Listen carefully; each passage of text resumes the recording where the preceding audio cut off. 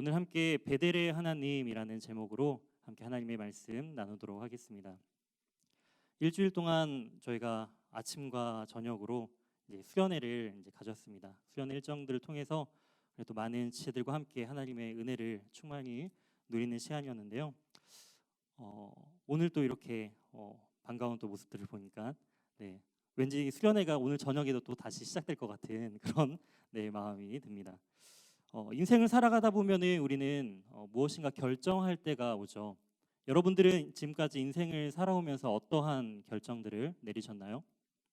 이제 고등학교를 졸업하면서 어떤 대학에 갈지, 그리고 이제 대학을 졸업하면서 이제 어떠한 곳을 취업을 할지, 그리고 내 미래는 어떠한 것일지, 여러 가지 수많은 고민들과 이제 결정을 내리는 그런 순간들이 옵니다. 그런 경험들이 있을 텐데 이제 결정을 할 때 그럼 어떠한 방법으로 결정을 내리시나요? 먼저 이제 열심히 고민을 하겠죠. 내가 이렇게 하면은 어떠한 결과가 나타날까라는 그러한 고민들과 그다음에 미래에 대한 준비들을 통해서 내가 그러한 결정을 내리기 위한 어떠한 준비를 해야 할지, 그리고 내가 여러 가지 그런 경험이 없다라고 생각한다면 무엇인가 조언을 구할 수 있는 그 누군가를 찾아가서 이렇게 하면 어떻겠느냐라는 그런 조언도 구하면서 우리가 그렇게 신중한 결정들을 내릴 것입니다. 이처럼 과연 우리가 인생 속에서 결정을 내릴 때 그러면 이런 고민들은 해볼 수가 있죠. 하나님을 믿는 자녀로서 과연 하나님께서는 이 결정을 기뻐하실까, 원하시는 것일까라는 그런 고민들도 해보게 됩니다. 그랬을 때 과연 하나님의 뜻이 어디 있을까? 내가 이 결정 가운데 하나님께서 정말 기뻐하시는 것일까라는 그 고민 속에서 오늘 인생의 큰 결정을 앞둔 한 인물이 등장합니다. 오늘 살펴볼 바로 야곱이 그 인물이죠. 야곱이 삶 속에서 결정을 내림에 있어서 과연 우리도 이 야곱의 모습을 통해 살펴보면서 어떻게 우리가 결정을 해야 하는가라는 그런 고민을 가지고 오늘 이 말씀을 함께 살펴봤으면 좋겠습니다. 지금 저희가 이제 수련회 기간 동안도 이제 창세기 말씀을 쭉 다뤘어요. 그래서 1장부터 50장까지 수련회 참석하신 분들은 그 내용들이 몇 장에 어떠한 내용들이 있는지 다 아실 거예요. 그렇죠? 알고 계시죠? 보미자님 다 기억나시죠? 네. 그러면은 이 31장 장정은 뭐죠? 라바논이야. 잘하고 계십니다. 네. 이처럼 우리가 그 네 명의 인물, 족장에 대한 인물을 살펴봤을 때 지난주에 아브라함과 이삭에 대한 부분들을 같이 살펴보았어요. 모리아 산으로 떠나면서 과연 그것이 어떠한 의미가 있는지 살펴보았고, 오늘 이 야곱을 살펴볼 텐데요. 이 야곱은 어떠한 인물인가라는 배경적인 부분부터 같이 이 본문에 대한 배경부터 살펴보도록 하겠습니다. 아브라함의 아들인 그 이삭, 그 모리아 산으로 나아갈 때에 아버지의 그 부르심 앞에 순종하면서 나아갔던 이 이삭이요, 이제 결혼을 합니다. 리브가라는 이 아리따운 여성과 40세에 결혼을 해요. 그리고 60세 때 이제 그가 쌍둥이를 낳습니다. 그 낳은 쌍둥이의 아들의 이름이 바로 이 에서와 그다음에 이 야곱이다라는 것들을 볼 수가 있습니다. 에서와 야곱 이 쌍둥이를 낳았는데요. 여기서 오늘 주인공인 이 야곱은 둘째입니다. 첫째가 아닌 둘째인데 이제 이삭이 늙어서 이제 눈이 어두워지자 장자인 이 에서에게 장자의 축복권을 주고자 이제 불러요. 그리고 나서 너가 해준 그 음식을 먹고 마음껏 너를 축복할 수 있도록, 이제 내 생명이 얼마 남은 것 같지 않으니까 축복할 수 있도록 나에게 특별한 음식을, 마시는 내가 즐겨 먹던 음식을 해다오라고 그렇게 이야기를 해요. 그리고 이제 기쁜 마음으로 이 에서가 아버지에게 해드릴 그 요리를 해드리기 위해서 사냥을 하러 떠납니다. 근데 문제는 뭐냐면 이 이야기를 그 이삭의 아내인 리브가가 장막 옆에서 들은 거예요. 그리고 자신이 더 사랑했던 아들인, 쌍둥이지만 그 아버지는 이 에서를 사랑했고 어머니는 야곱을 더 사랑했어요. 그래서 그 이야기를 들은 이 어머니 리브가는 급히 이 야곱을 부르죠. 이제 아버지가 너 형에게 이제 장자의 축복을 해줄 것 같아. 그런데 형이 받는 것이 아니라 너가 받아야 될 것 같아. 그러면서 그 모든 죄는 내가 달게 받을 테니까 너는 형처럼 행색을 해서 아버지에게 가서 아버지의 그 장자의 축복권을 너가 받으렴이라고 이야기를 합니다. 이 형 에서는 굉장히 와일드한 사람이에요. 사냥을 좋아했고 몸에 털이 많은, 보미자매님이 좋아하시는 그 몸에 털 많은 사람이었어요. 네, 그런 남자를 좋아한대요. 그래서 그 털이 많기 때문에 형처럼 이 야곱은 매끈매끈한 사람이기 때문에 털이 별로 없던 사람이기 때문에 어머니가 어린 그 염소를 잡아서 염소의 가죽으로 손등과 목덜미에다가 그 야곱에게 이제 에서 형처럼 그렇게 털을 붙여요. 또 한 가지는 에서 형이 입던 그 옷을 이 야곱에게 입힙니다. 그래서 아버지가 눈이 잘 안 보이니까 이제 옷 냄새를 통해서 그 채취를 통해서 바로 형 에서다라는 것들을 이제 거짓말로 꾸미는 것이죠. 그리고 어머니가 미리 준비해 놓은 그 요리를 가지고 이제 아버지에게 나가는 거예요. 아버지 저 왔어요. 아버지가 말씀하신 그 요리를 해가지고 왔습니다. 어떻게 너가 이렇게 빨리 왔니? 그랬더니 하나님께서 형통하게 해주셔서 금방 이렇게 사냥해서 왔습니다. 그래? 한번 이리 와보렴 하고 이제 쓰다듬어 봐요. 그랬더니 뭐가 만져지죠? 털이 만져지죠. 근데 이상한 거예요. 목소리는 분명히 야곱 같은데 이렇게 몸을 만져보니까 또 털이 있어요. 그리고 가까이 품어보니까 형 에서의 그 향기가 나는 거예요. 채취가 나는 거예요. 에서 형이 옷을 입었기 때문에. 그리고 나서 이 아버지는 이 야곱, 둘째 야곱에게 첫째 형에게 해줘야만 했던 그 축복을 다 해줍니다. 그리고 이 야곱이 아버지의 축복을 받고 이 장막에서 나가요. 그러자 이제 이어서 누가 들어올까요? 형 에서가 들어오죠. 이제 기쁜 마음으로 기대하는 마음으로 내가 이제 마음껏 아버지의 축복을 받겠구나라는 마음으로 아버지께 달려왔어요. 그러자 아버지는 깜짝 놀라면서 두려워합니다. 내가 속았구나. 근데 이거는 뒤집을 수가 없는 거예요. 하나님의 이름으로 완벽한 축복을 내렸기 때문에 뒤집을 수 없는 거예요. 하나님의 그런 언약적인 관점에서 축복을 했기 때문에 변경할 수가 없는 것입니다.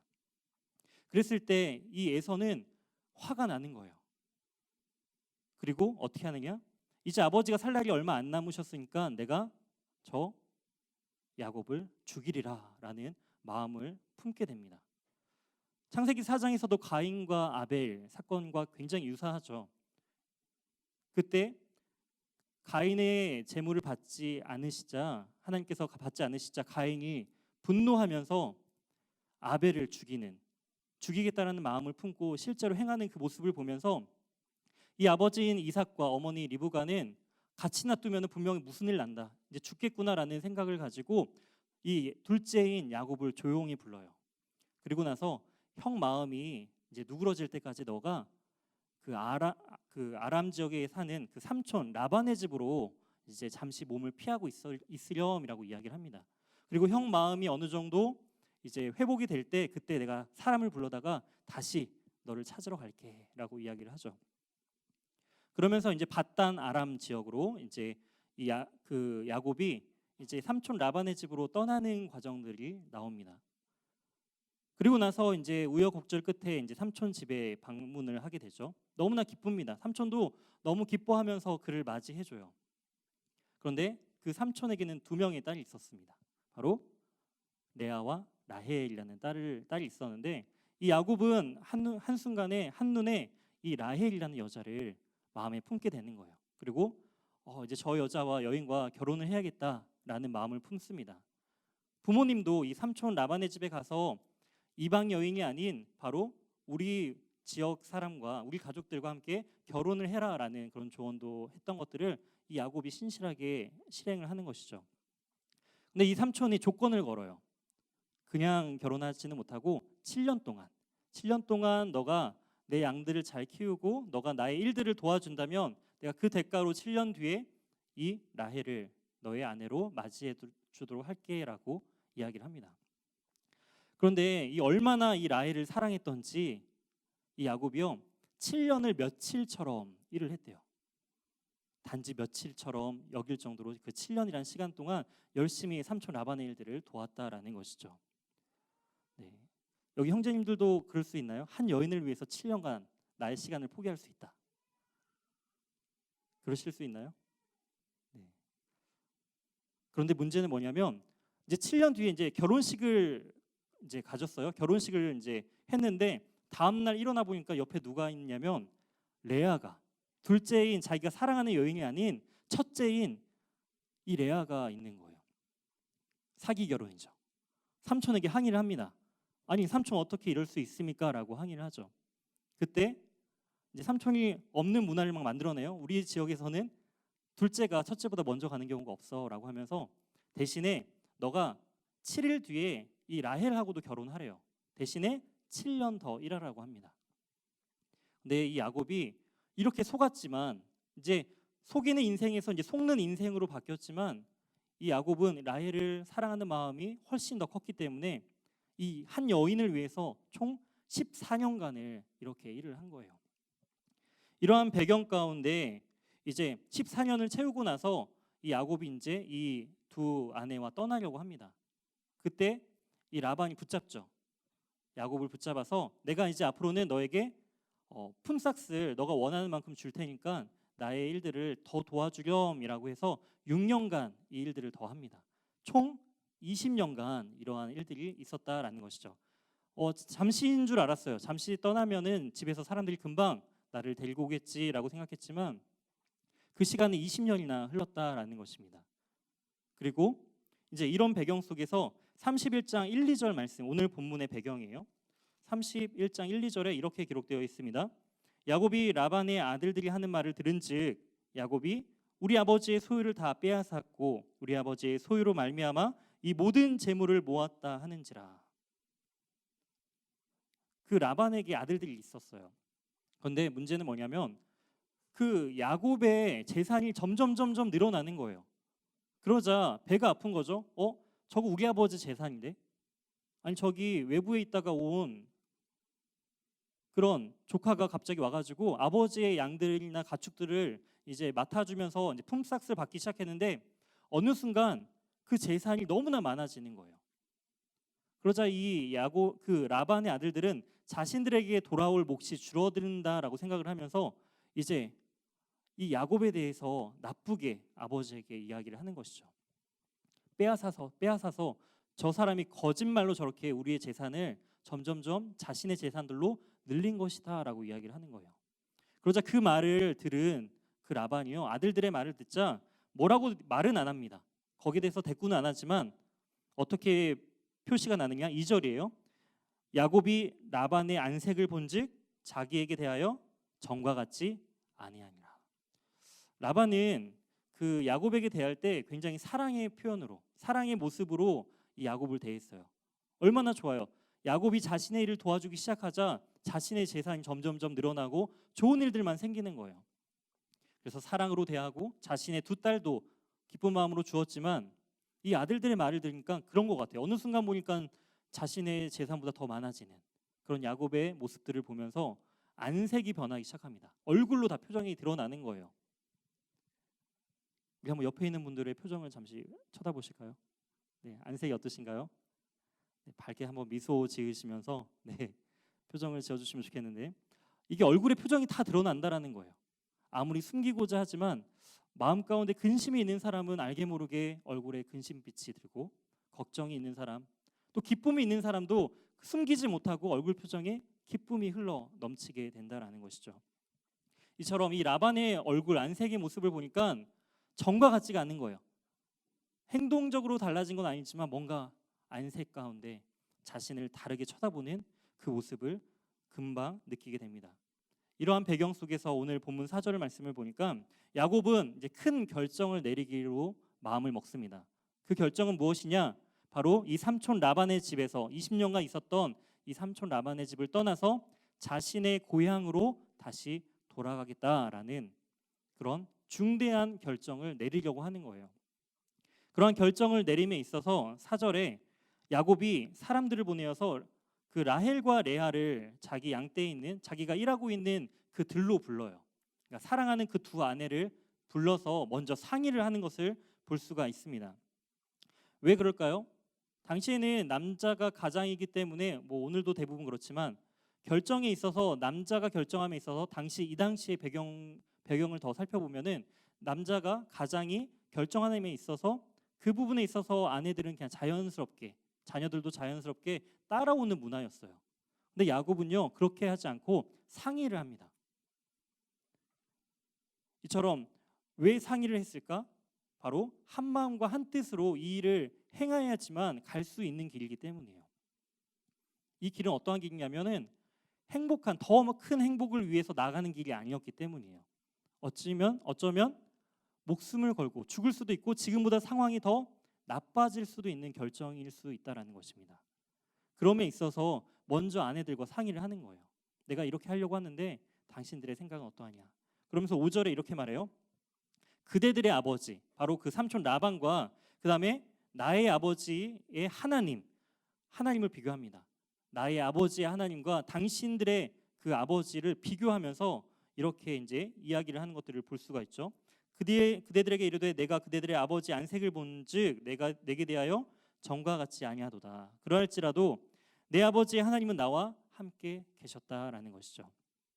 당신의 아버지는 이제 상황이 바뀌자 나에게 대하는 안색도 표정도 여러 가지가 달라졌다라는 거예요. 하지만 나의 아버지의 하나님은 변함없이 여전히 지금과 동일하게 나아가고 계시다라는 것들을 지금 비교하면서 이야기를 해주고 있는 것이죠.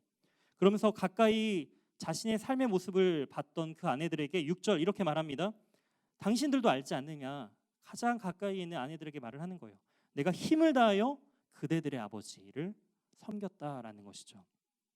힘을 다해서 삼촌은 나에게 불의하게 대우했지만 나는 그 가운데 불의하게 반응하지 않고 최선을 다해서 정직함으로 성실함으로 이 모든 일들을 감당했다라는 것입니다. 근데 어떻게 이 라반이 이렇게 속였는지에 대한 부분들이 7절에 나와요. 그대들의 아버지가 나를 속여 품삯을 10번이나 변경했다라는 거예요. 10번이나. 이제 어떤 회사를 들어가려고 합니다.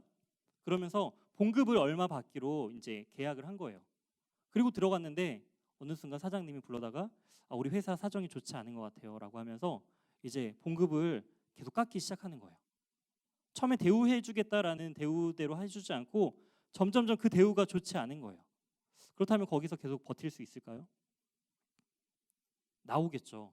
나를 이렇게 대우를 해주지 않는, 그리고 처음과 계약과 말이 달라지는 그 모습을 보면서 분노하기도 하고 아니면 참고 일한다 할지라도 능률이 오르지 않고 그냥 대우 받는 대로 나도 받는 대로만 하겠다라는 마음이 더 크겠죠. 하지만 지금 이 야곱은요 그렇게 하지 않고 힘을 다해서 이 모든 일들, 자기가 맡겨진 일들에서 최선을 다하는 모습들을 볼 수가 있습니다. 근데 놀랍게도 그러한 자신이 받아야 할 그런 몫이 점점점 줄어들지만 하나님께서는요 그것을 오히려 채워주시는 하나님이시다라는 거예요. 9절입니다. 하나님이 이같이 그대들의 아버지의 가축을 빼앗아 내게 주었다라고 표현을 하고 있어요. 빼앗아 줄 정도로 하나님께서 오히려 그 부족함들을 갚아주시는 하나님이시다라는 것들을 볼 수가 있습니다. 우리 인생 속에서 불합리하다라고 느껴지는 그 상황 속에서 우리가 믿음을 가지고 하나님과 동행하면서 그 가운데 최선을 다하며 나갈 때 하나님께서 우리 인생을 책임져 주시고 채워주시는 그 은혜를 누릴 수 있는 것이죠. 그런데 어떻게 이 야곱이 이렇게 생각이 바뀌었는지, 자기가 자신의 방법으로 야곱은 모든 걸 하려고 하거든요. 그런데 어떻게 이러한 고백들을 할 수 있었는지에 대한 질문에 대한 대답이 바로 10절에 나옵니다. 본문 말씀 10절 말씀. 그 양떼가 새끼 뵐 때 내가 꿈에 눈을 들어보니 양떼를 탄 순양은 다 얼룩무늬 있는 것과 점 있는 것과 아롱진 것이었다. 하나님께서 꿈 가운데 보여주신 거예요. 어떻게 이렇게 보여주셨냐면은 삼촌이 이제 너의 몫을 계속 바꿔요. 어느 순간은 야, 점 있는 양들이 이제 너의 몫이 될 거야. 왜냐하면 점 있는 것들은 별로 없거든요. 그렇기 때문에 점 있는 것이 너의 몫이 될 거야라는 것은 최소한만 어쩌다가 태어나는 그 양들만, 염소만 너 것이 될 거야라고 그 몫을 그렇게 정한 것이죠. 근데 놀랍게도 태어나는 양마다, 염소마다, 가축마다 점이 있는 게 나왔다라는 거예요. 또 이제 품삯을 바꿔요. 야, 이제 점 있는 거 말고 아롱진 것. 그럼 다음에 태어나는 그런 가축마다 아롱진 것이 태어났다라는 것이죠. 이것이 내가 내 방법으로 이루어가는 것이 아니라 바로 하나님께서 채우시고 갚으시는 것이다라는 것을 이 환상과 꿈을 통해서 비로소 이 야곱은 깨닫고 하나님의 은혜를 고백하게 되었다라는 것입니다. 그러면서 이제 13절이에요. 나는 베델의 하나님이라 내가 거기서 기둥에 기름을 붓고 거기서 내게 서원하였으니 지금 일어나 이곳을 떠나서 내 출생지로 돌아가라 하셨느니라. 결국 아내들에게 하나님께서 어떻게 역사하시고 또 하나님께서 나에게 이렇게 말씀하셨다라는 것을 장황하게 이렇게 설명을 해주는 거예요. 그리고 그 동의를 구합니다. 그리고 이 아내들이 이 야곱의 말에 동의를 해요. 맞아, 우리 아버지는 우리를 이방인처럼 여겼지만 하나님의 그 신실함, 가장 가까이에 있는 그 아내들이 야곱의 모습, 그 남편의 모습을 보면서 삶으로서 살아계신 하나님을 인정했다라는 것이죠. 그리고 힘든 길이지만 그 길을 따라가려고 합니다. 이처럼 오늘 이 말씀을 통해서 과연 우리 역시도 삶의 수많은 결정들 가운데 어떻게 이것이 하나님의 뜻인지 분별할 수 있을까? 어떻게 우리가 결정함에 있어서 어떠한 기준으로 중요한 일들을 결정할까라는 고민들을 우리가 두 가지로 함께 적용해 봤으면 좋겠습니다. 첫 번째는요, 하나님의 때를 분별하라라는 것입니다. 하나님의 때를 분별하라라는 것입니다. 먼저 이 야곱이 이렇게 이동하기까지 하나님께서는 과연 어떻게 역사하셨는지 그 부분을 한번 살펴보도록 할게요. 먼저 하나님께서는요, 마음을 움직여 주시는 하나님이에요. 야곱에게 그저 너 이제 하루아침에 나가, 이제 이곳에서 떠나서 너희 가정으로 돌아가라라고 말씀해 주신 게 아니에요. 먼저 하나님께서는 야곱의 마음을 움직여 주셨다라는 것입니다. 우리 30장 25절과 26절 말씀, 30장 창세기 30장 25, 26절 말씀 우리 함께 한 목소리로 같이 읽어볼게요. 시작. 라헬이 요셉을 낳았을 때에 야곱이 라반에게 이르되 나를 보내어 내 고향 나의 땅으로 가게 하시되 내가 삼촌에게 일하고 얻은 처자를 내게 주시어 나로 가게 하소서. 내가 외삼촌에게 한 일은 외삼촌이 아시나이다. 라헬이 사랑하는 아내가 이제 첫 아들 요셉을 낳았어요. 기다리고 너무나 오랫동안 기다렸던 그 수많은 시간 동안 드디어 11번째 아들로 이 요셉이 태어났는데요. 그러니까 사랑하는 아내가 이제 아들을 처음 낳았을 때 그 아들과 아내를 위해서 어느 정도 몸이 회복할 시간이 필요하겠죠. 그리고 그 아이가 어느 정도 자랄 때를 기다려야 하는데 이 야곱은 그렇지 않고 사랑하는 아내 라헬이 요셉을 낳았을 때 이동하기가 참 어려운 그 순간에 삼촌에게 이렇게 이야기하는 거예요. 라반에게 이렇게 이야기를 하는 거예요. 이제 내가 나의 고향으로 가겠습니다라는 그런 말을 합니다. 이미 마음 가운데 고향에 대한 그리움이 생긴 거예요. 이제 14년이라는 시간이 지나고 나서 이제는 떠나겠다라는 마음을 하나님께서 주셨다라는 것이죠. 그리고 실제로 떠나겠다라는 이야기를 합니다. 그때 조건이 다른 게 아니라 바로 삼촌께서 내가 14년간 일해서 대가로 얻은 이 두 아내를 데리고 가겠습니다. 다른 조건이 없어요. 그랬을 때 외삼촌은 이 라반은 관심이 다릅니다. 이제 27절 말씀을 보게 되면은 라반이 말해요. 그에게 이르되 여호와께서 너로 말미암아 내게 복을 주신 줄 내가 깨달았노니 내가 나를 사랑스럽게 여기거든 그대로 있으라. 내가 14년간 너를 지켜보니까 하나님께서 너와 함께 하시고 너에게 복을 주시는 것을 내가 확인했다. 그러니까 너가 나를 사랑스럽게 여기거든 좀 더 있으라, 머물러라 라는 거예요. 대신 조건이 이제는 앞으로 내가 일함에 있어서 너에게 품삯을 주겠다라는 것입니다. 그런 조건을 내걸었을 때 이처럼 이 야곱이 6년간을 그래서 더 머물러요. 결국은. 근데 이러한 장면들을 통해서 하나님께서는 먼저 마음을 열어주시는 것이죠. 가겠다라는 마음. 하지만 당장 가진 않았어요. 시간이 좀 필요했죠. 그리고 나서 어느 정도 익숙해진 거예요.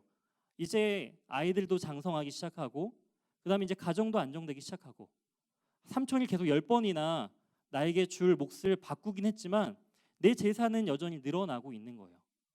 좀 괜찮지 않나요? 뭔가 대우는 다르다 하더라도 사랑하는 가족이 있고 또한 그 가운데 문화가 회사 가운데 아니면 이제 같이 일하는 사람들 가운데 관계가 좋은 거예요.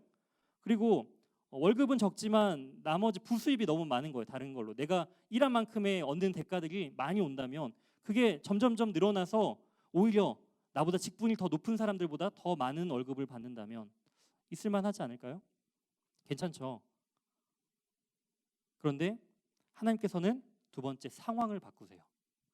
마음이 있었지만 상황이 점점 좋아지자 굳이 갈 필요가 없었던 그런 상황 속에서 이제 환경을 바꾸십니다. 바로 라반의 아들들을 통해서 그 말을 듣고 나를 사랑스럽게 대했던 그 삼촌의 모습이 바뀌어요. 나와 친했던 사람이 어느 순간 나를 대적하기 시작하고요. 뒤에서 나의 이상한 소문이 들리기 시작해요.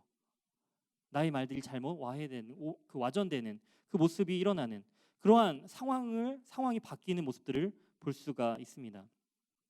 이처럼 하나님께서는 우리의 마음을 먼저 움직이시고 그 다음에 그리고 나서 이제 환경을 바꾸시는 거예요. 환경을 바꾸셔서 이동할 수 있는, 갈 수 있는 환경들로 바꾸신다라는 것이죠. 그리고 마지막 세 번째, 말씀하신다라는 거예요.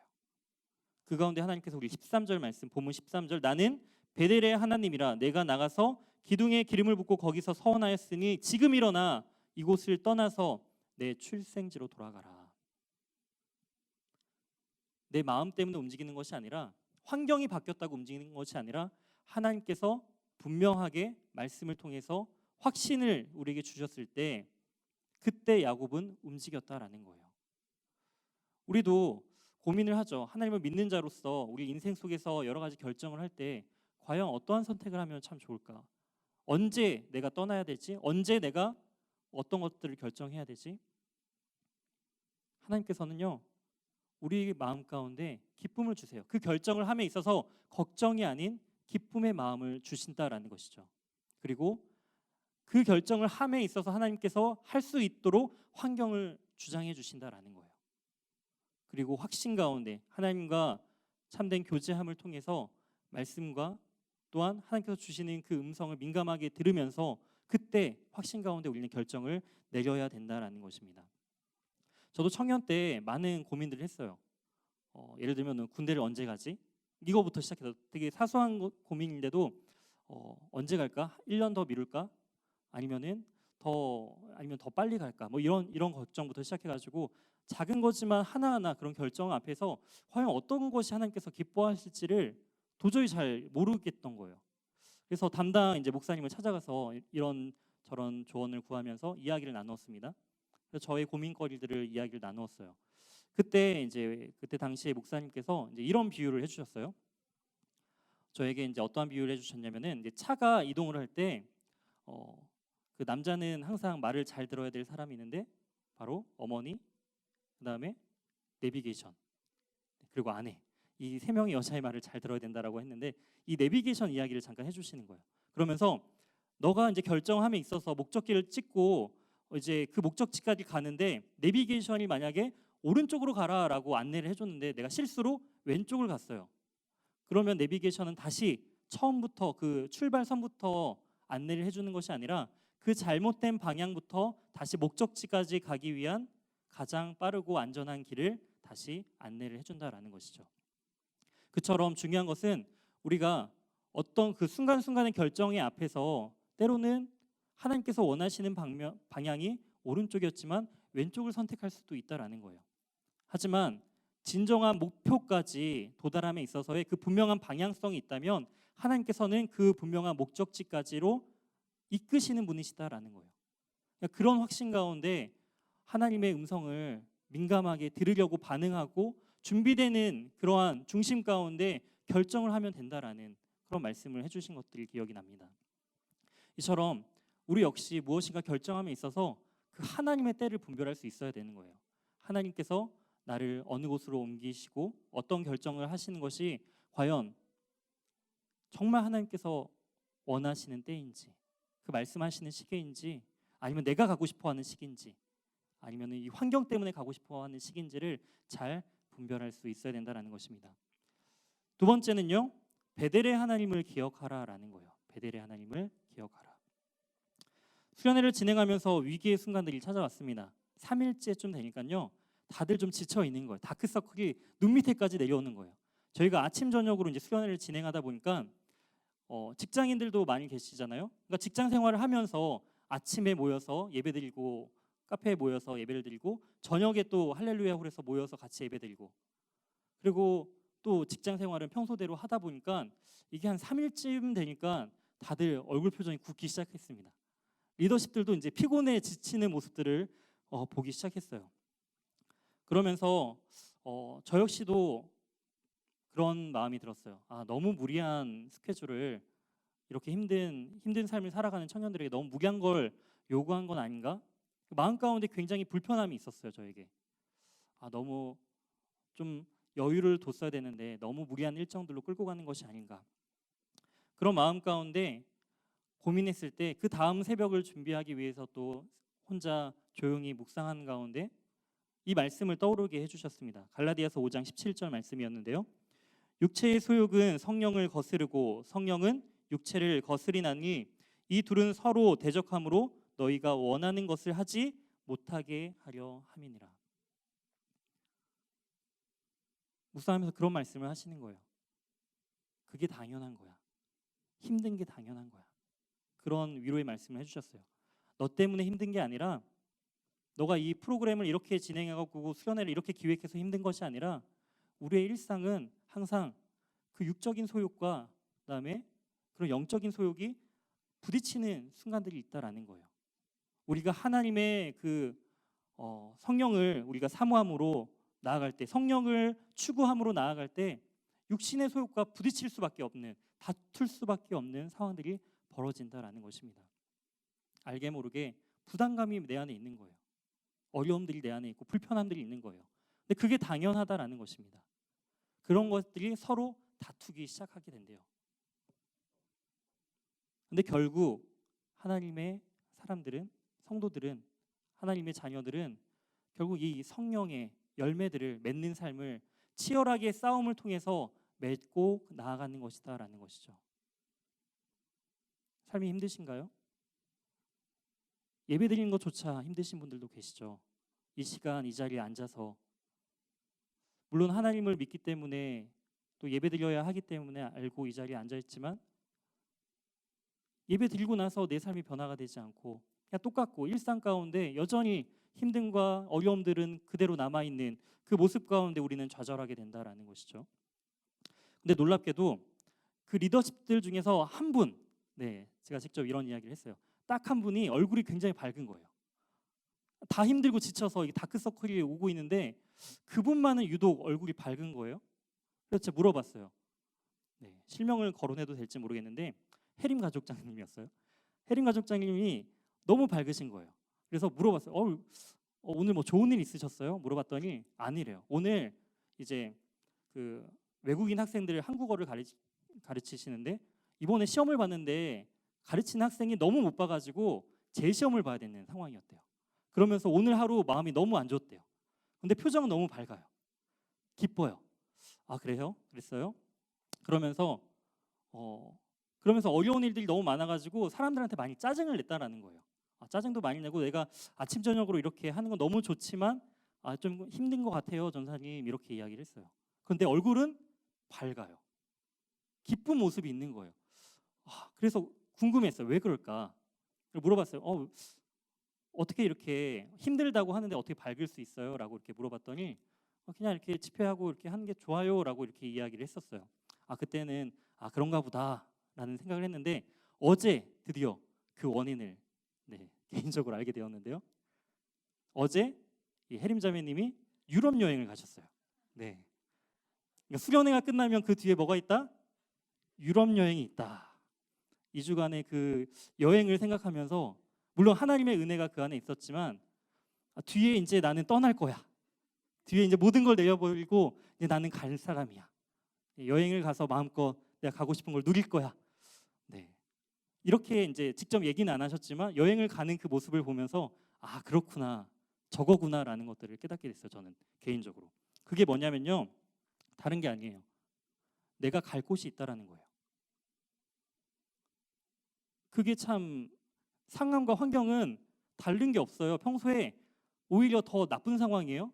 사람들에게 좀 짜증도 더 나고, 그리고 내가 가르친 아이가 다른 반보다 오히려 다른 사람이 가르친 사람보다 더 시험도 못 보고 굉장히 짜증나는 일들이 있었지만 나는 뒤에 더 행복한 곳에 갈 거다라는 기대감이 있다라는 것이죠. 그게 하나님의 나라를 소망하는 사람들의 모습이 아닐까요? 이 땅 가운데 살아가지만 뭔가 다르면서 이 땅 가운데 힘듦이 동일하게 누군가 다 겪고 있는 그 어려움들이 있지만 뭔가 그 사람의 모습을 보면 다른 거예요. 저는 그게 진정한 하나님의 나라를 소망하는 자들에게 나타나는 모습이라고 생각해요. 이 땅의 모습, 이 땅에서의 삶은 여전히 힘들고 아픔이 있지만, 어려움이 있지만, 그럼에도 불구하고 이 땅에서의 삶이 끝이 아니라 정말 나를 위해서 일하시고 나와 함께 하시고 내가 하나님과 거할 진정한 그 하나님의 나라를 꿈꾸고 살아갈 때 우리의 표정은 바뀌게 된다라는 거예요. 우리의 행동과 모습은 달라진다라는 것입니다. 이처럼 절망적인 상황 속에서 바라봐야 할 것은 바로 그 베델의 하나님이셨다라는 것입니다. 베델은 어떤 곳이었나요? 야곱이요, 절망 속에서 형 에서를 피해서 그 라반의 집에 가는 그 처절한 그 모습 가운데 하나님을 만난 장소였어요. 그리고 그곳에서 하나님, 꿈 가운데 하나님을 만나고 하나님 앞에 약속을 했던 장소가 이 베델이었습니다. 그리고 그 가운데 그 약속을 하고 하나님을 만났다고 해서 야곱의 삶이 형통한 것만 아니에요. 라반에게서 거짓말을 당하고 그 가운데 속임을 당하고 여전히 그의 삶은 패배한 것처럼 보였습니다. 형 에서의 집에 갈 때도 마찬가지예요. 에서를 만나기 위해서, 집에 가기 위해서는 그 형 에서를 만나야 돼요. 그 두려움 가운데 나아갑니다. 어떻게 그 에서와 형과의 만남도 하나님의 은혜 가운데 잘 해결되었어요. 그렇다면 모든 문제가 끝날까요? 아니요. 자녀에 대한 문제, 가족에 대한 문제가 여전히 더 크게 남아 있었다라는 것입니다. 그때 하나님께서 다시 부르세요. 베델로 올라오려.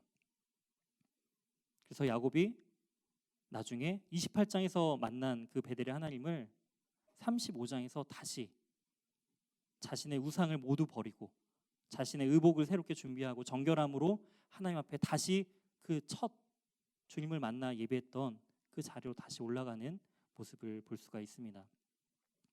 사랑하는 우리 청년 여러분, 우리 인생에 있어서 수많은 결정 앞에, 크고 작은 그 결정 앞에 좀 두렵죠.